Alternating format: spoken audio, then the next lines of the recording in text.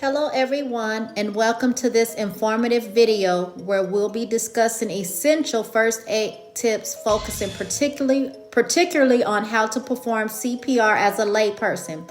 My name is Natasha Moore and I am a registered nurse with a master's degree and a specialization in medical and surgical practices. Today my goal is to share valuable knowledge that can empower you to take action in emergencies. First, let's talk about the importance of knowing first aid. Being equipped with the basic first aid knowledge can make a significant difference in critical situations. Emergencies can happen anywhere and to anyone, whether it's a loved one, a friend, or even a stranger. Knowing how to respond can save lives, and it can also help you feel more confident in handling unexpected situations. Now let's dive into CPR. Our cardiopulmonary resuscitation, which is a life-saving technique used when someone's heart stops beating or when they stop breathing.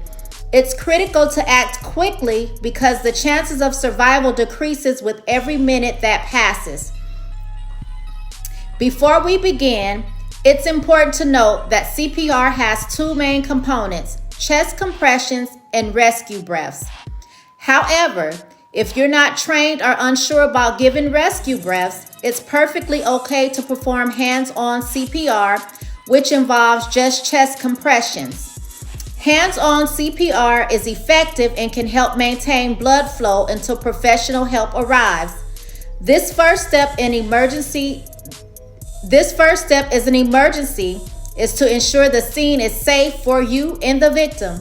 Look around and make sure there is no potential dangers such as oncoming traffic, electrical hazards, or anything else that could pose a risk. Once you confirm it's safe, approach the individual to assess their condition. Check responsiveness by gently shaking their shoulders and asking if they are okay. If they don't respond, call for help immediately. If you're alone, call emergency services or ask someone else to do so while you attend to the victim. Next, assess their breathing. Look, listen, and feel for any signs of breathing for about 10 seconds. If they are not breathing or only gasping, it's time to start CPR. If they are breathing normally, you should place them in the recovery position and monitor their condition until help arrives. Now let's go into the actual steps of performing CPR. First, you need to position the person correctly. Place them on their back on a firm, flat surface. Next, kneel beside them and place the heel of one hand on the center of their chest, which is located between the nipples. Let's also add the heel of your other hand on top of the first hand, interlocking your fingers. Ensure your shoulders are directly over your hands and keep your elbows straight.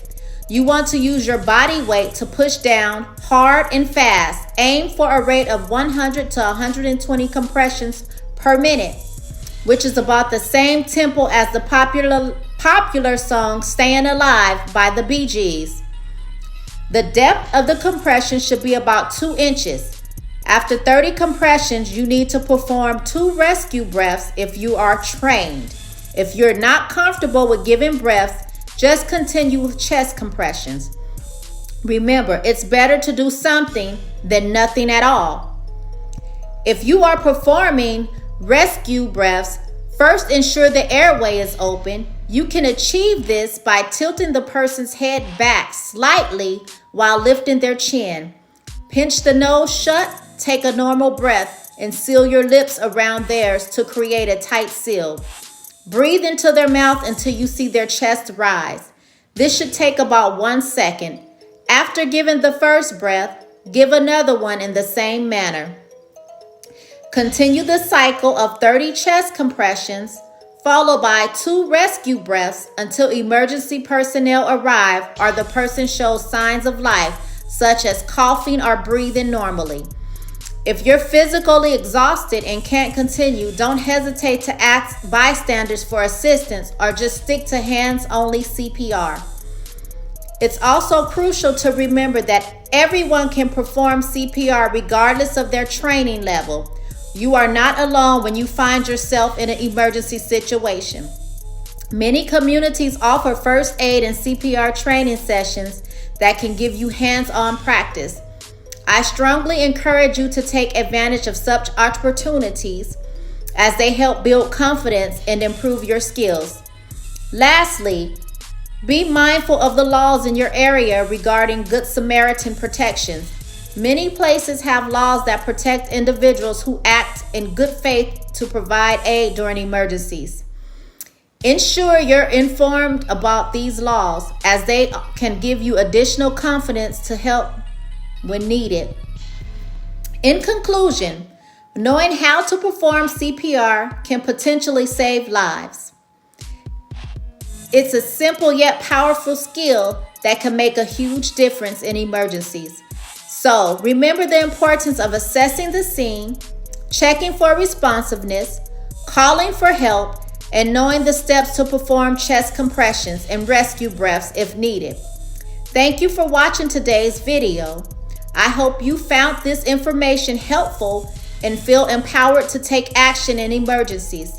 Stay safe and remember that your knowledge and readiness can help others during their times of need.